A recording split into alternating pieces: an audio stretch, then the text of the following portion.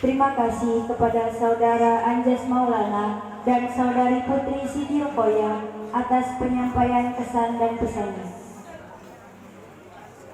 Al-Barnamij ba'da Al-Mau'izatul Hasanah.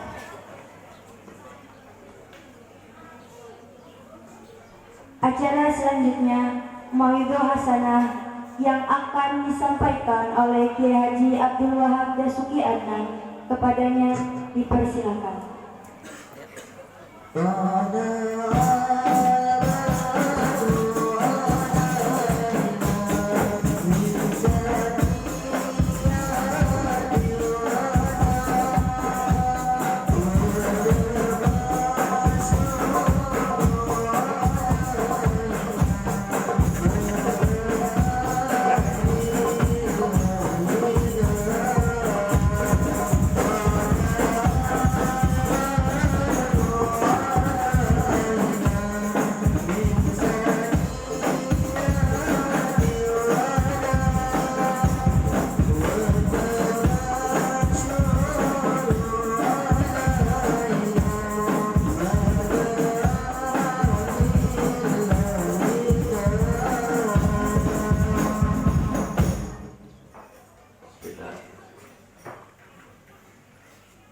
Assalamualaikum warahmatullahi wabarakatuh. Alhamdulillah. Alhamdulillahilladzi anzala ala 'abdihil kitaba wa lam yaj'al lahu 'iwaja qayyiban liyunzira ba'san shadidan min ladunhu yubashshiral mu'minin ويبشر المؤمنين الذين يعملون الصالحات أن لهم أجرا حسنا أشهد أن لا إله إلا الله وحده لا شريك له وأشهد أن محمدا عبده ورسوله لا نبي بعده اللهم صل وسلم وبارك على سيدنا محمد وعلى آله وأصحابه وأتباعه أجمعين. Amma ba'du, yang saya muliakan segenap para alim ulama, para kiai, para asatidz wal ustadzah, wabil khusus yang saya hormati dan yang saya muliakan pengasuh pondok pesantren Asy-Syifa Al-Utsmani, Bapak Dr. Kiai Haji Usman Bakar beserta keluarga yang saya muliakan. Tidak lupa juga Umi yang saya hormati dan saya muliakan, Gus Yusuf, Bapak Doktor, para tamu undangan, hadirin wal hadirat, yang mudah-mudahan pada pagi hari ini kita semua mendapatkan keberkahan dari Allah Subhanahu wa Ta'ala. Amin. Puji syukur kehadirat Allah Subhanahu wa Ta'ala. Pada pagi ini marilah sama-sama kita panjatkan kepada Allah dengan kita membacakan hamdalah alhamdulillahi rabbil alamin sebagai bentuk rasa syukur kita kepada Allah, yang mana pada pagi hari ini kita diberikan begitu banyak nikmat oleh Allah. Pagi hari ini kita dapat berkumpul bersama menyaksikan putra-putri kita dalam rangka haflah akhirus sanah sekaligus khutbah Quran di pondok pesantren Asy-Syifa ini. Kita doakan mudah-mudahan putra-putra kita, putri-putri kita ini Allah jadikan sebagai anak-anak yang soleh dan solehah, anak-anak yang bakti kepada orang tuanya, anak-anak yang berguna untuk agama dan bangsanya, anak-anak yang selalu memberikan manfaat untuk umatnya. Amin ya rabbal alamin. Hadirin yang dimuliakan oleh Allah Subhanahu wa Ta'ala, kalau menurut jadwal saya dikasih waktu hanya 2 menit ini, insyaallah. Tapi insyaallah sedikit, mudah-mudahan ada manfaat. Kapanpun saya kalau ditelepon oleh Bapak Kiai Usman harus bisa hadir. Padahal tadi malamnya saya langsung dari Cirebon dan sampai di Jakarta, tiba-tiba Umi telepon. Karena Umi telepon beberapa kali, handphone saya itu nomornya hilang Umi. Jadi nama Umi hilang, tidak nampak. Jadi saya nggak angkat-angkat. Saya kalau ada nomor yang asing saya nggak berani angkat. Ya. Takut. Tapi karena Pak Kiai Usman dan Umi yang telepon, longgarkah? Saya harus longgarkan hari ini dalam rangka syakur haflah akhirus sana. Mudah-mudahan ini semua menjadi keberkahan untuk kita. Amin. Ya Rabbal. Ibu bapak wali santri, saya ngomongnya bahasa Indonesia saja ya, sebab saya nggak bisa terbiasa ngomong Sunda. Biasanya seetik ngomong Jawa ya orang bisa ake-ake. Ibu bapak, bangga jadi orang tua yang punya anak atau jadi santri. Pesantren ini adalah sekarang diakui atau tidak menjadi lembaga pendidikan terdepan. Amin. Kami punya pesantren di Jakarta, namanya Al-Wasilah. Untuk ajaran baru tahun ini kita kehabisan stok asrama, Umi. Karena orang tua wis pegel, orang tua sudah capek ngurusin anaknya sekolah pakai handphone. Betul? Belajarnya 5 menit, nonton YouTube-nya 5 jam. Jadi sekarang pesantren diuber, pesantren dicari, karena di pesantren insya Allah bersih dari corona. Amin. Kenapa bersih dari corona? Insya Allah santri jamaahnya sholatnya wajib. Amin. Bagian ibunya bu sholat bu belikan.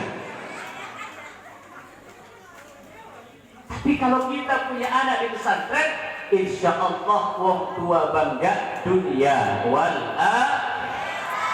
satu. Saya sampaikan 3 poin saja. Insya Allah 1 poin 5 menit, 15 menit selesai. Ibu bapak, saya nangis ketika Pak Kiai Usman bicara doa khutbil Quran. Al-Quran itu bu, ibu-ibu kedengeran kerumora. Al-Quran itu satu-satunya kitab suci yang tidak bisa dirusak. Hak itu. Kalau ada orang yang ragu terhadap Al-Quran, itu bisa dikafirkan.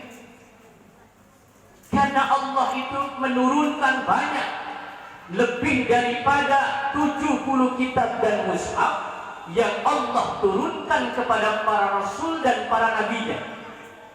Bahkan di dalam Al-Quran ada kalimat begini ya, inna hadza lafis suhufil ula suhufi Ibrahim. Nabi Ibrahim punya suhuf, Nabi Musa punya suhuf, Nabi Isa punya kitab, Nabi Dawud punya kitab. Ada banyak kitab-kitab yang Allah turunkan kepada para rasul, tapi kitab-kitab ini dirusak oleh mereka. Mereka merubah pedoman-pedoman isinya. Yang enak, sing enak-enak diemet, sing orang enak-enak dibuang. Sing gampang-gampang diambil, yang tidak enak dibuang. Maka Allah jelaskan di dalam Al-Quran. Apa kata Allah? Nazzala alaikal kitaba bilhaq musaddiqan lima baina yadayhi wa anzala at-taurata wal injil.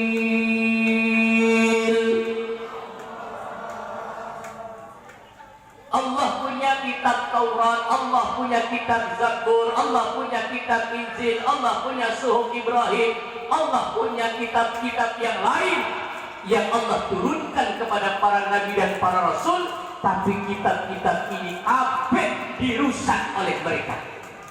Bukan mereka kaum-kaum terdahulu merusak kitabnya, tetapi juga umat-umat terdahulu mereka membunuh para nabi-nabi. Hadirin yang dimuliakan, Quran ini diturunkan oleh Allah untuk menyempurnakan kitab-kitab sedurunge. Kalau kitab sebelumnya ini mampu dirusak, Al-Quran sampai detik ini tidak mampu satu manusia pun yang mampu merusak Al-Quran. Sesuai firman Allah, apa kata Allah? Apa kata Allah? Anak sing apa? Anak sing apa? Apa kata Allah? Allah jaga. Apa ayatnya? Apa suratnya? Yang Allah menjaga Quran apa suratnya?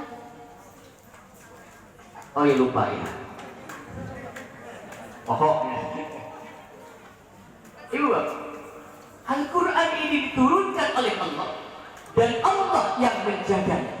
Maka ini anak-anak kita yang pagi ini dihatamkan Quran, insya Allah ini jadi penolong kanggo wong tuane dunia akhirat. Amin. Ya Rabbal Alamin. Ibu Bapak, saya cerita saja bahwa kita butuh terhadap anak-anak kita. Anak-anak kita ini adalah investasi untuk kita.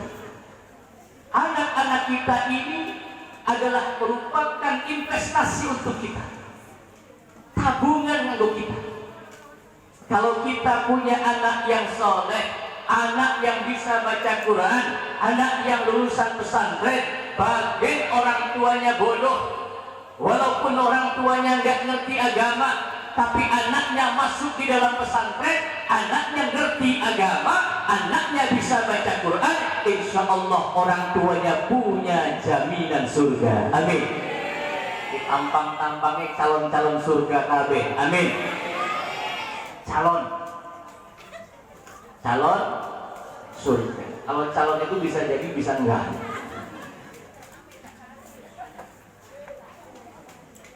Saya tahun 2017, cerita saja sedikit, Gus. Saya pernah keliling ke 4 negara, Gus. Saya ke 4 negara. Saya berangkat dari Jakarta ke Dubai. Tahu Dubai, Bu? Tak suka mandi ngaler. Dubai. Ayah paham balik gitu. Dubai, Jakarta, Dubai. Dari Dubai saya ke Mesir. Tahu Mesir? Cikampek ngalor lagi. Mesir. Di Mesir saya berziarah ke beberapa kuburan Nabi. Beberapa kuburan Nabi saya ziarahi semua di sana.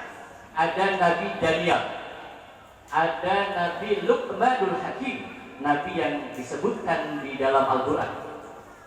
Lalu dari situ saya berangkat ke Museum Mumi Fir'aun. Itu adanya di Mesir, hadirin. Di sana saya diperlihatkan bagaimana mumi-mumi Fir'aun. Dan saya bertanya kepada guide-nya, mana mumi Fir'aun yang ada pada zaman Nabi Musa. Itu dicari, ternyata mumi Fir'aun yang ada pada zaman Nabi Musa itu yang mulutnya mangap dan di dalamnya ada pasirnya, bekas disumpal oleh malaikat Jibril alaihi salam. Al-Quran berkata, wa idh faraqna bikumul bahra fa'anjaynakum wa aghraqna ala fir'auna wa antum tanzurun. Ketika Fir'aun ditenggelamkan, mereka melihat dan menyaksikan, tapi mereka sulit untuk tetap beriman. Hadirin yang dimuliakan, lantas saya ke Sinai. Di Sinai saya berkunjung ke kuburannya Nabi Harun alaihissalam, dan di sana ada kuburan Nabi Soleh alaihissalam. Lalu saya melihat patung sapi yang disebutkan di dalam Al-Quran, yang menjadi nama surah Al-Baqarah, itu patung sapinya di sana. Lalu saya menyeberang ke Palestina, masya Allah, ya. Saya berangkat lewat Taba. Di Taba itu dijaga oleh tentara Israel. Tentara Israel itu kebanyakan mereka warga-warga Palestina. Wanita-wanita Palestina yang ditangkap oleh Israel itu dijadikan sebagai tentara oleh mereka dan menghadapi tamu-tamu dari luar Israel, luar Palestina. Jadi kalau mau masuk ke Palestina dihadang oleh tentara-tentara Palestina. Yang menghadang tentara Palestina ini, masya Allah, orang Palestina itu memang nasabnya dari Sam. Orang Palestina itu cantik-cantik orangnya, hidungnya mancung, bibirnya tipis. Beda tipis sama orang Rancang Bangok. Kalau orang Palestina hidungnya mancung, bibirnya tipis. Kalau orang Rancang Bangok bibir mancung.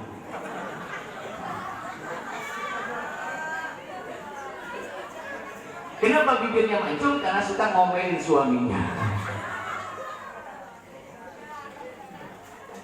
Saya masuk ke dari Aba. Sebentar ini sejarah Quran yang ada di jelajah jejak Rasul. Lalu saya masuk ke Palestina. Begitu masuk Palestina, tidak lama saya berziarah ke kiblat pertama. Kiblat pertama, singkatnya, kalau dibuka semua ya lama. Singkatnya saya ziarah ke kuburan Nabi Ibrahim alaihissalam. Nabi Ibrahim itu nanti saya ceritakan sedikit di akhir.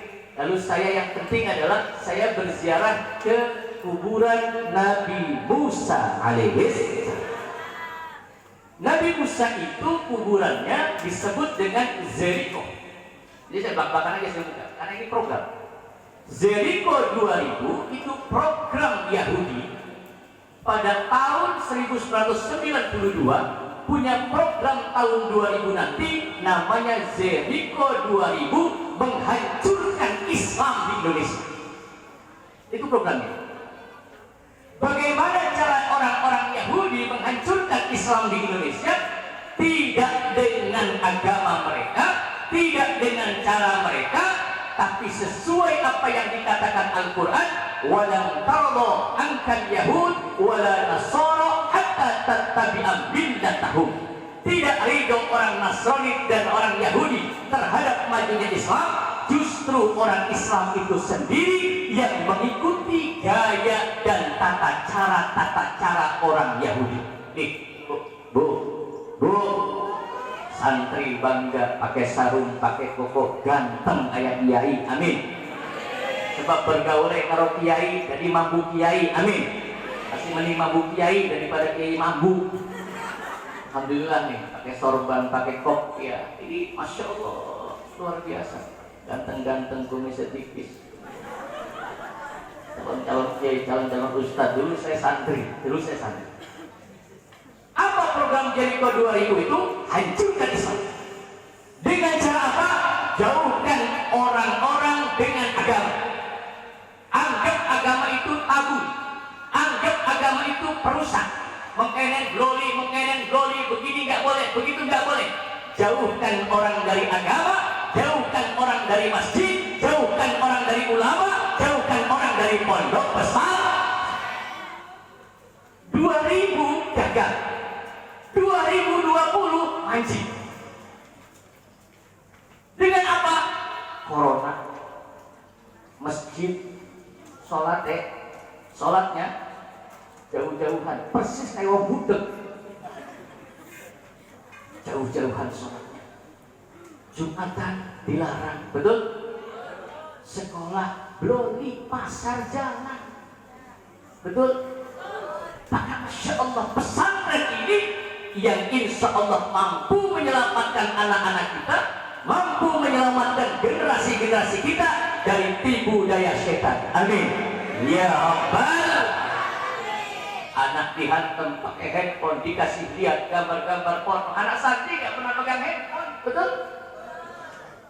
Jarang-jarang dia pegang handphone, belajar di pondok, belajar ngaji, angkipun, badbipun 3 tahun.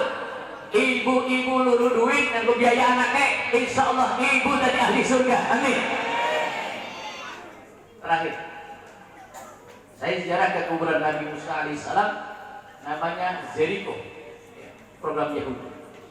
Nabi Musa ini adalah seorang nabi yang banyak disebutkan di dalam Al-Quran karena Nabi Musa itu menganggap dirinya adalah orang yang sukses dalam membawa kaumnya. Padahal Allah nggak milih itu. Allah firman malah innallaha astafa Adam wa Nuh wa ala Ibrahim wa ala Imran 'alal 'alamin.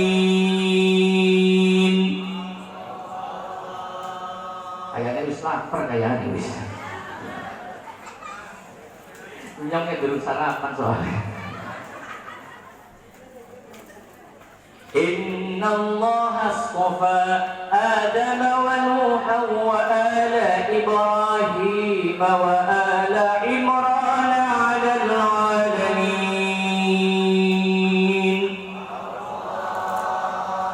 Allah cuma pilih 4 nabi yang dipilih. Innallaha astafa, Allah memilih. Innallaha astafa Adam, Allah memilih Nabi Adam. Wa Nuha, dan Allah pilih Nabi Nuh. Timbul pertanyaan, kenapa yang dipilih Nabi Adam rabine orang? Kenapa yang dipilih Nabi Nuh keluarganya tidak? Karena Nabi Adam alaihissalam dianggap gagal ngurus keluarga. Nabi Nuh yang disucikan, yang dipilih oleh Allah, hanya Nabi Nuhnya saja, istrinya tidak dipilih, anaknya tidak dipilih, keluarganya tidak dipilih. Kenapa? Karena Nabi Nuh alaihissalam dianggap gagal ngurus keluarga. Bahkan rabine Nabi Nuh dan putranya Nabi Nuh alaihissalam jadi musuh dalam perjuangan Nabi Nuh alaihissalam. Bu, maka jangan sampai anak-anak kita jadi musuh untuk kita. Amin. Istri bisa jadi musuh. Ustaz, apa betul ada istri Nabi yang jadi musuh? Kok nggak percaya? Ini Quran yang bicara. Nah, apa melongo? Apa betul ada istri Nabi jadi musuh? Ya.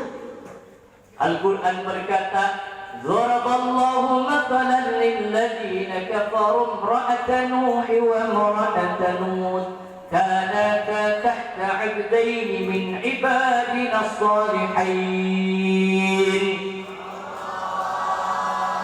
Allah berfirman, perumpamaan contoh-contoh wanita Nabi, istri yang jadi musuh untuk suaminya, itu laksana istrinya Nabi Nuh dan istrinya Nabi Lut.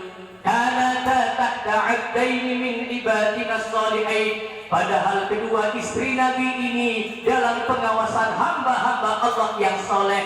Istri Nabi jadi musuh, apalagi cuma istrinya istrinya Nabi lo jadi musuh, apa maning rabine us.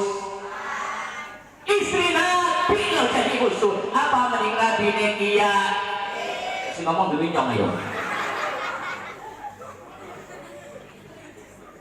Istri bisa jadi musuh. Anak-anak kita kalau salah didik, orang tuanya sehebat apapun, orang tuanya sealim apapun, tapi anaknya salah didik, wong tuane pancing neraka. Nah,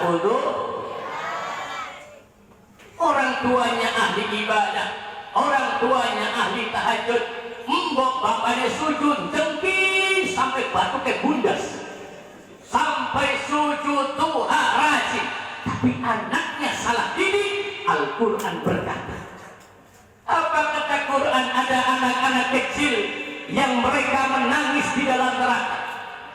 Ada anak-anak kecil yang mereka menjerit di dalam neraka, minta ampun kepada Allah karena tidak tahan dengan siksaan neraka. Mereka berkata sambil demonstrasi menuntut keadilan kepada Allah. Mereka demonstrasi nuntut keadilan kepada Allah. Apa yang mereka tuntut? Al-Quran berkata, apa kata Quran? Sambil menangis ini anak di dalam neraka berkata, wa qalu rabbana inna ata'na sadatana.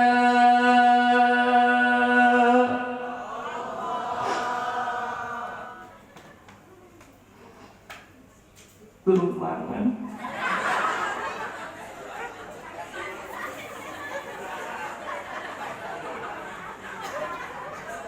وَكُبَرَاءَنَا فَأَضَلُّونَا السَّبِيلَا.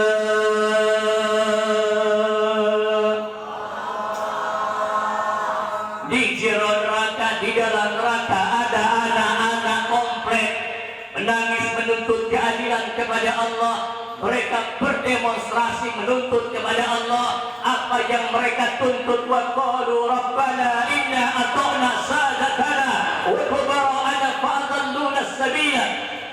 Ya Allah, Jangan hanya engkau siksa aku di dalam neraka ini ya Allah.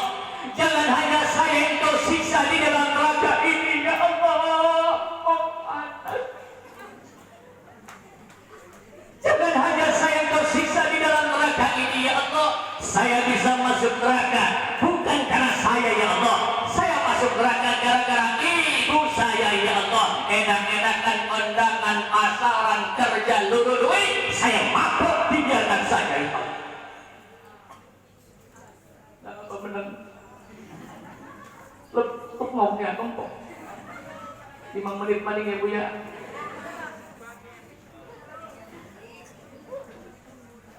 Jangan hanya saya engkau siksa di dalam neraka ini Allah. Saya tidak sholat dibiarkan oleh bapak saya ya Allah. Saya tidak ngaji dibiarkan oleh ibu saya ya Allah. Saya tidak beramal soleh, orang tua saya sibuk dengan urusan-urusannya. Saya mabuk dibiarkan, saya judi dibiarkan, saya zalim ya Allah. Besar saya jadi orang yang zalim, saya mati, meninggal dunia, masuk neraka.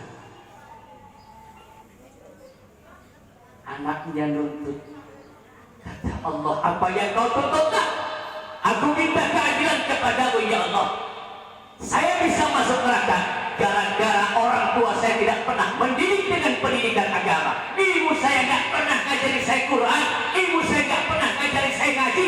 Saya nuntut keadilan kepadamu ya Allah. Saya minta keadilan agar mereka, orang-orang tua saya, para pembesar-pembesar saya, para pejabat-pejabat saya yang tidak ngurusin saya Allah, seret mereka ke dalam neraka ya Allah. Amin.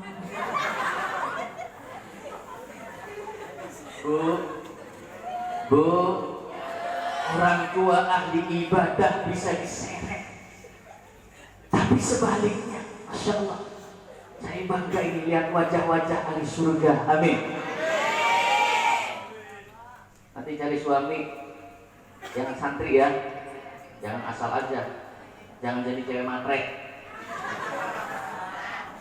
Kadang-kadang anaknya orang matre, buoknya matre.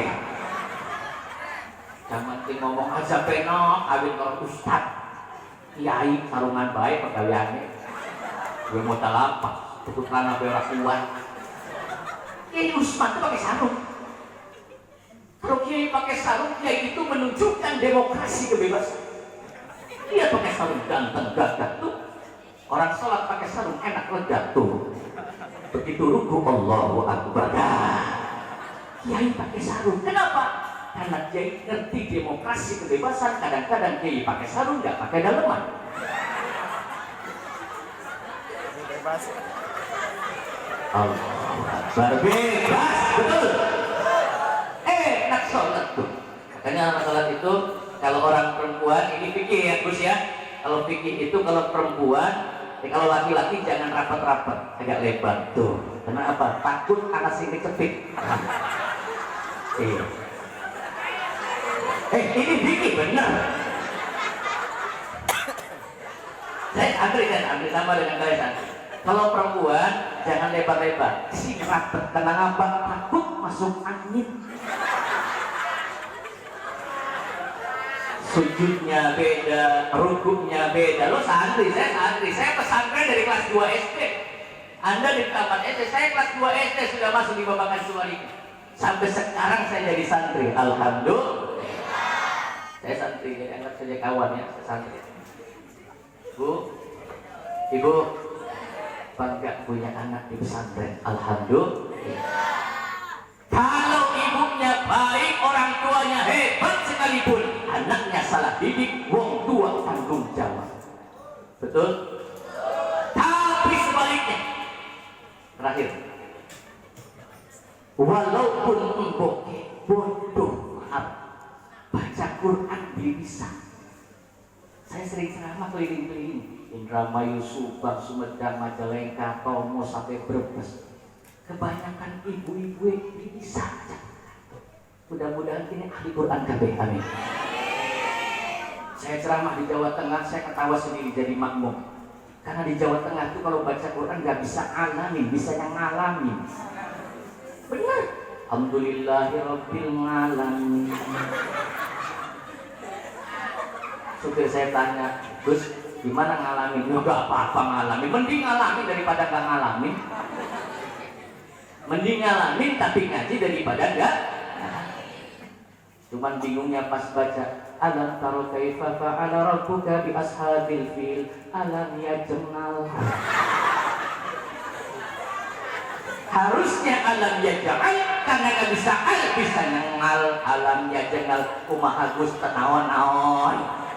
Jengal boleh daripada nggak jengal. Ibu bapak, cik anak-anak kita, walau orang tuanya bodoh, orang tuanya nggak ngerti agama, maaf, punya anak soleh, masya Allah. Nah, titip pesan saya sama kamu, sepintar apapun kamu, setinggi pangkat jabatanmu, jangan pernah merendahkan orang tua. Lihat santrimu, santri itu bakal melakukan kayak entok, ngerti entok? Saya tadi parkir itu yang parkir pramuka, yang duduk-duduk kayak entok persis. Ta'zim, hormat sama tamu. Sehebat apapun santri, gak pernah berani lawan sama orang tuanya. Dengar kan? Pesan saya, profesor, doktor, kalau di depan orang tuanya, wahfid lahu majanaha dhulli minar rahmah. Gak boleh sombong di hadapan orang tua. Saya punya kakak profesor, begitu dipanggil sama ibunya, ya Arabe Pak, lepaskan seluruh jabatan pangkatmu di hadapan orang tuamu karena perintah taat kepada orang tua. Kedua, setelah menyembah Allah Subhanahu wa ta'ala. Bu, kumaha? Umi, lanjut ya. Lanjut sampai maghrib ya. Ya orang kiai penceramah mah mau lama suwe apa sedelaku amplope pada soalnya. Tapi alhamdulillah saya dipesan oleh almarhum Kiai Dasuki Adnan, itu ayah saya, sahabat Kiai Usman, sahabatnya Umi luar biasa. Beliau titip pesan ke saya, bisik ke saya sebelum meninggal, Wahab, besok kalau kamu jadi penceramah, tolong jadilah penceramah yang ikhlas. Jangan pernah ngarepin amplop. Iya Pak, sanggup Pak, sanggup. Kenapa? Isinya enggak, saya dikasih, saya terima. Enggak dikasih keterlaluan banget.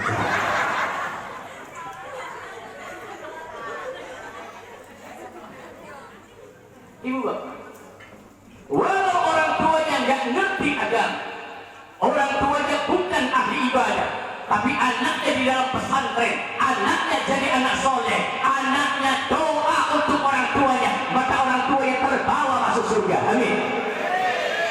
Saya berziarah ke kuburan Nabi Musa alaihissalam. Intinya di sini, Nabi Musa alaihissalam itu nabi yang bisa berbicara dengan Allah, bisa berkalam-kalam dengan Allah. Nabi Musa satu ketika pernah berjalan, melaku-melaku, begitu lewat kuburan, Nabi Musa berhenti. Kenapa Nabi Musa berhenti? Karena Nabi Musa mendengar di dalam kuburan ada suara orang yang sedang diazab oleh Allah. Nabi Musa mendengar di dalam kuburan ada orang yang sedang disiksa oleh Allah, menangis di dalam kuburan. Bu, kalau lewat kuburan kirim doa ya Bu ya. Ulun salam kepada ahli kubur. Assalamualaikum ya ahlal kubur. Aja lewat kuburan punten mangbok, kita lewat konakan aja. But nyebut, nyebut. Jin perkayangan elai lu banaspati gendut tek tek tambang wewe. Ada barang-barang isun nak kudu nebut. Bukan santri. Kalau santri lewat kuburan salam. Assalamualaikum bima sabartum fani ba'uk badar. Itu salam Nabi Rasulullah kepada suhada-suhada Uhud. Ada wong ranca bango, wong Cikampek, wong Sukamandi, wong Pamanukan lewat kubur. Assalamualaikum ya ahlal kubur wa antum musalimun. Semoga keselamatan untukmu wahai ahli kubur. Sampean wis bulu, sampean sudah mendahului dan saya insyaallah akan menyusul. Bu, bisa salami bisa?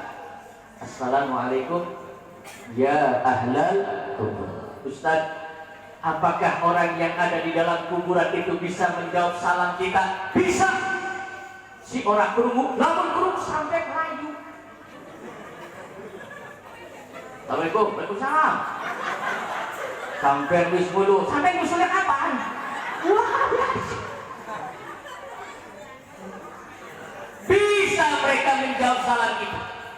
Mereka menjawab salam kita. Kalau kita sampaikan salam, kita kirimkan Fatihah, kita kirimkan doa. Doa kepada orang yang di dalam kubur sampai apa boleh? Jawab, sampai apa boleh? Jari siapa? Woi, jari siapa? Sampai jari siapa? Ayo, ayo jawab. Doa kita orang yang hidup kepada mereka, orang yang sudah meninggal sampai apa boleh? Jari siapa? Jari nyong. Nyong beli nyong, ada nabat-nabat nyong lah. Apakah doa yang kita sampaikan kepada orang yang sudah meninggal dunia sampai? Waktu saya tinggal 2 menit, insyaallah. Ibu Pak, balik panik kira-kira sampai beli kira-kira. Ini dalil. Katanya wa alaysa lil insan illa ma sa'a. Itu Quran. Bahwa manusia itu amalnya nggak bisa dibantu oleh amal manusia lain. Uang bakal wis mati, wis bisa didoakan. Orang kalau sudah meninggal bertanggung jawab dengan apa yang dia lakukan. Ayat ini dimansuh oleh Allah. Dimansuh dengan ayat yang baru. Apa kata Allah? Walladzina amanu wattaba'athum dzurriyyatuhum biimanin alhaqna bihim dzurriyyatahum. Orang-orang yang beriman serta mereka keluarga orang-orang yang beriman serta mereka yang mengikuti kepada orang-orang yang beriman, maka seluruh amalnya akan aku sambungkan kepada mereka walaupun mereka sudah meninggal dunia. Wong tuane wis mati, anaknya beramal soleh, maka amalnya ditransfer mari wong tuane. Amin. Cocok beli. Ibu Bapak, wis duhur, daripada 2 menit. Nabi Musa mendengar ada suara orang yang sedang disiksa di dalam kuburan. Nabi Musa melanjutkan perjalanan bersama dengan Nabi Yusa. Saya berziarah ke kuburan Nabi Yusa, Umi. Nanti kapan-kapan Umi sama Ki Usman saya ajak berangkat ke sana. Amin. Saya nganter. Amin. Saya nganter, Umi sama Abi yang bayarin. Beres kan ya. Ya namanya orang nganter yang dibayarin dong. Nabi Yusa itu kuburannya di Jordania, panjangnya 12 meter. Kalau mau lihat YouTube saya ada, Gus Wahab Dasuki itu ada kuburan Nabi Yusa. Saya ke sana, pohon sahabi, ada kuburan Nabi Ibrahim, kuburan Nabi Ishak, Nabi Yakub, Nabi Yusuf, Nabi Dawud, Nabi Sulaiman. Saya berjalan ke sana. Nabi Musa begitu mendengar ada suara orang yang ada dalam kuburan menjerit, melanjutkan perjalanan. Sudah 4 tahun ingin bertemu Nabi Khidir, balik lagi. Udah ketemu Nabi Khidir, pengen pulang ke rumah. Kebetulan lewat jalan yang sama dan melewati kuburan yang sama. Begitu melewati kuburan yang sama, Nabi Musa berhenti. Kenapa? Kuburannya sepi. Gak ada suaranya. Nabi Musa tanya kepada Nabi Yusa, ya Nabi Yusa, ya Musa, 4 tahun yang lalu kita lewat jalan ini, betul ya Musa? 4 tahun yang lalu kita mendengar ada suara orang yang diazab oleh Allah di dalam kuburan, betul ya Musa? Kok sekarang nggak ada? Nggak tahu Nabi Musa kemana. Nabi Musa minta kepada Allah, ya Allah, saya minta dibukakan kuburan ini agar aku bisa tahu 4 tahun yang lalu dia disiksa di dalam kuburan ini, mengapa sekarang tidak ada lagi suaranya? Kemana ini manusia? Doa Nabi Musa dikabul oleh Allah, dibuka kuburan. Begitu dibuka kuburannya, Nabi Musa kaget. Kenapa? Ternyata orang yang 4 tahun yang lalu disiksa dan diazab di dalam kuburan, nggak taunya orangnya lagi duduk, kuburannya jembar terang, orangnya lagi duduk sambil minum teh.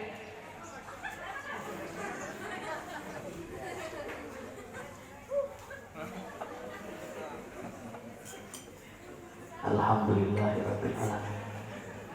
Jangan lupa berkatnya ya.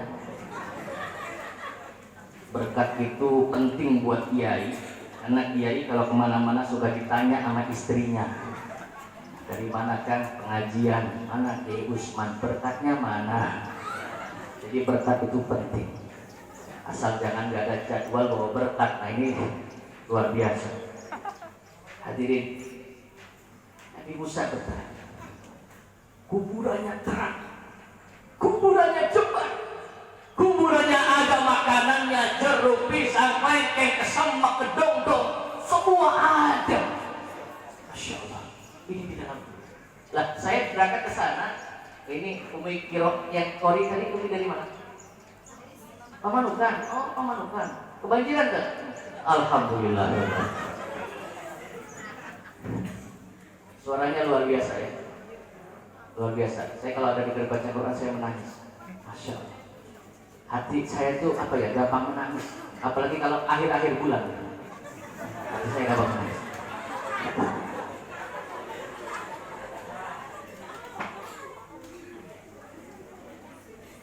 Kuburannya terang, orangnya lagi duduk, banyak nikmat-nikmat kubur yang Allah berikan. Ada nikmat kubur, ada siksa. Nabi Musa terperanjat nanya, Pak, apa yang kamu lakukan? Amalan apa yang kamu lakukan sehingga kamu mendapatkan kemuliaan seperti ini? Saya berangkat ke Palestina itu, saya ke mihrabnya Siti Maryam. Siti Maryam itu hunalika da'a Zakaria al-mihrab wajada 'indaha rizqa. Nabi Zakaria ketika membuka mihrabnya Siti Maryam itu banyak buah-buahan. Ditanya, "Ya Maryam, ini banyak makanan, banyak buah-buahan dari mana? Kamu ke pasar enggak pernah, pasar malam enggak pernah, ke mall enggak pernah, kok banyak buah-buahan?" Qalat, "Huwa min 'indillah." Dari sisi Allah, makanannya langsung. Nabi Musa bertanya, "Apa yang kamu lakukan? Amalan apa yang kamu lakukan sehingga kamu mendapatkan kemuliaan di dalam kubur seperti ini?" Orang itu menjawab sambil menangis, "Pantasnya Nabi Musa." Aja milu nangis bublesak. Pantasnya Nabi Musa. Kalau saya diadab oleh Allah, ini pantasnya Nabi Musa. Kenapa? Pantas kalau saya disiksa oleh Allah, diadab oleh Allah karena kerjaan saya. Kula lagi urip, pekerjaannya cuma nabung dosa dan maksiat, ya Allah. Pantas kalau saya diadab oleh Allah, pantas. Cuma untungnya Nabi Musa, ketika saya akan meninggal dunia, saya meninggalkan seorang istri yang sedang hamil besar. Malaikat datang dengan tampang yang bengis. Maka kata Bung Haji Roma Irama begini, ada dua cara kematian,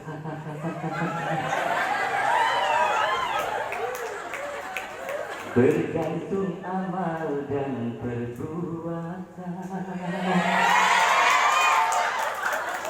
Apa yang pakai rambut dicabut dari tepung, ini bagi mati yang tak kuat. Malaikat datang, tampangnya serem. Ini kalau dibuka lagi lama. Nggak selesai. Insyaallah kapan-kapan ngundang lagi. Telepon aja tuh gampang ya. Undang saya nggak usah pakai amplop, gampang. Yang penting pulangnya diongkosin.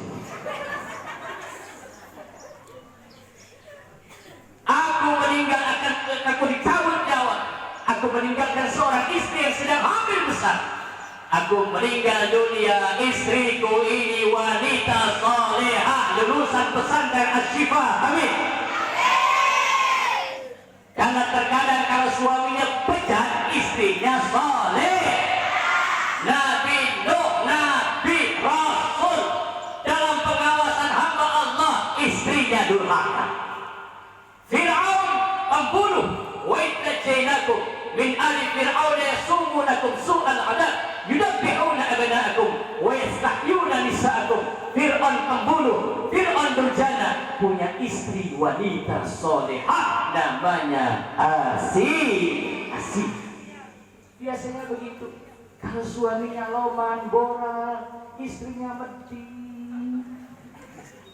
Kalau istrinya boral, lakinya Jangan kasih medit kabel angkat.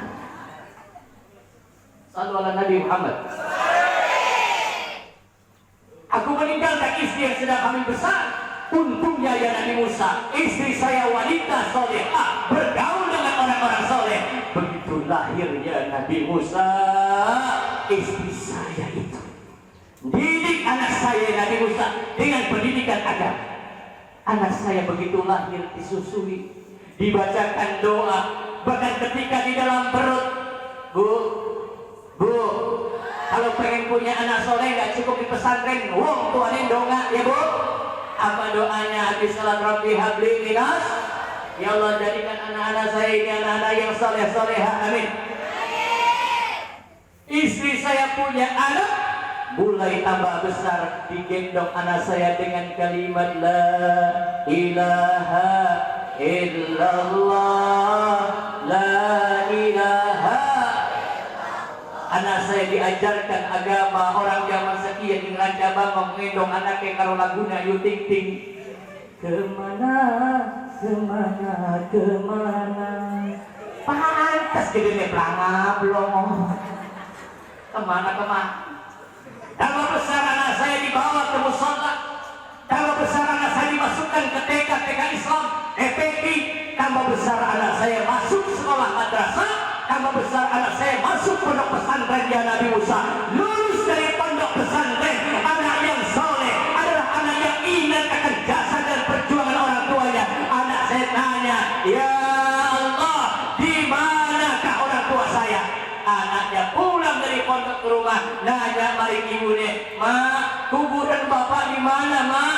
Dicari kuburan ayahandanya. Di hadapan kuburan ayahandanya, anak yang soleh duduk bersimpuh sambil membaca Quran. Anak yang soleh baca Yasin wal Qur'anil Hakim, innaka laminal mursalin wa ilaihi turja'un.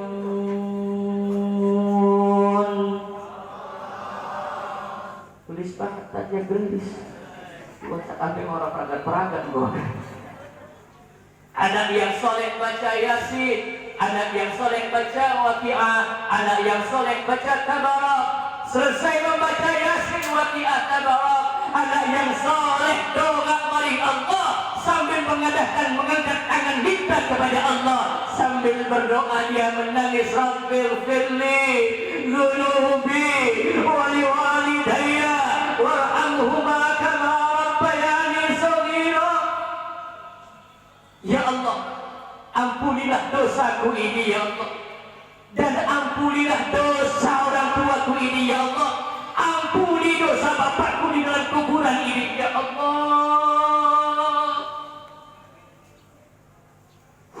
Berkat ada kelamin.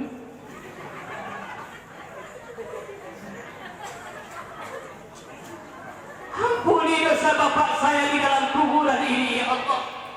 Kalau bapak saya dulu orang gak benar ya Allah, tutup kesalahannya ya Allah. Kalau orang tua saya ini orang bejat ya Allah, tutup aibnya ya Allah. Kalau orang tua saya ini orang tidak baik ya Allah, ganti ya Allah.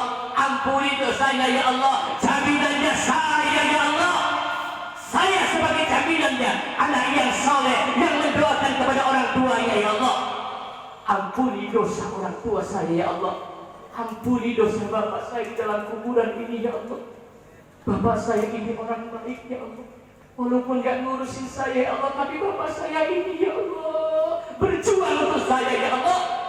Kasihanilah mereka ya Allah, sebagaimana mereka mengasihani kami ketika kami kecil ya Allah.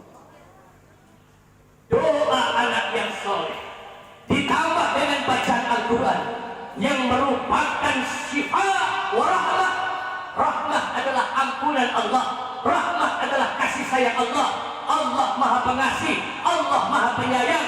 Doanya anak yang soleh mampu mengguncang arasnya Allah. Aras Allah bergetar. Allah perintah kepada malaikat Jibril, Jibril turun ke dunia, angkat siksa bapaknya, angkat siksa orang tuanya, ganti dengan beberapa kenikmatan-kenikmatan kubur, karena jaminan doa anak yang soleh.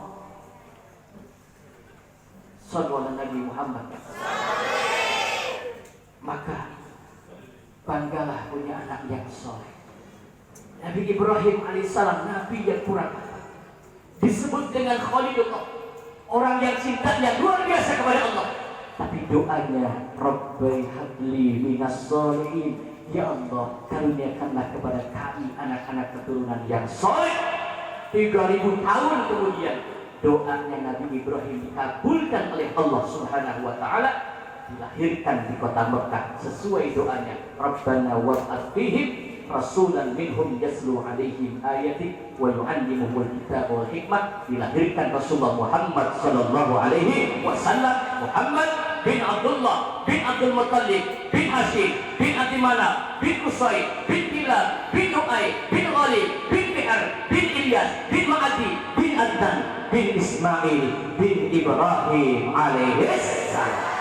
Ketika saya berkunjung ke kuburan Nabi Ibrahim alaihissalam, ada fakta dan bukti konkret sebagai perjuangan anak yang soleh. Saya menemukan di sana, di samping kuburan Nabi Ibrahim alaihissalam, ada bekas telapak kaki Rasulullah Muhammad yang sebelah kanan.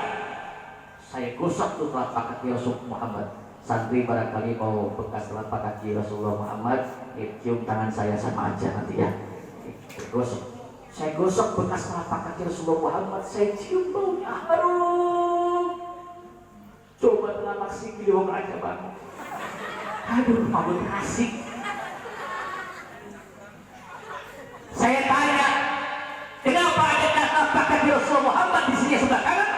Dijawab, ketika Isra, Rasulullah Muhammad turun ke kuburan Nabi Ibrahim alaihissalam, bersiarah kubur, mendoakan kakek moyangnya sebagai bentuk kesolehan seorang anak. Maka Rasulullah Muhammad bersabda, ana da'awatu Ibrahim, saya ini berkat doa orang tuane sing arane Nabi Ibrahim alaihis. Bangga anak-anak kita di khotbah Quran. Mudah-mudahan Allah selamatkan kita dengan Quran. Wa nunazzilu minal Quran ma huwa shifa' wa rahmah. Quran ini adalah obat segala macam penyakit. Bapak saya bisa punya pesantren di Jakarta, itu uangnya dikasih gara-gara sering baca Quran. Quran itu obat untuk kita, obat untuk masyarakat, untuk obat jiwa kita. Yang kurang rezekinya baca Quran, insya Allah rezekinya dijembarkan oleh Allah Subhanahu wa taala. Itu saja dapat saya sampaikan. Mari kita tutup taklim kita pada siang hari ini. Mudah-mudahan yang pertama, Allah panjangkan umur guru-guru kita. Amin. Ini saya belum bahas guru, ini baru orang tua. Kalau bahas guru, bahas mertua, bahas istri, bahas anak itu panjang lagi. Kiai Haji Usman Bakar, Allah berkahkan kehidupannya, Allah berikan keberkahan keluarganya, anak turunannya Allah jadikan sebagai anak-anak yang soleh dan solehah. Santri-santrinya diberikan barokah, futuhal arifin.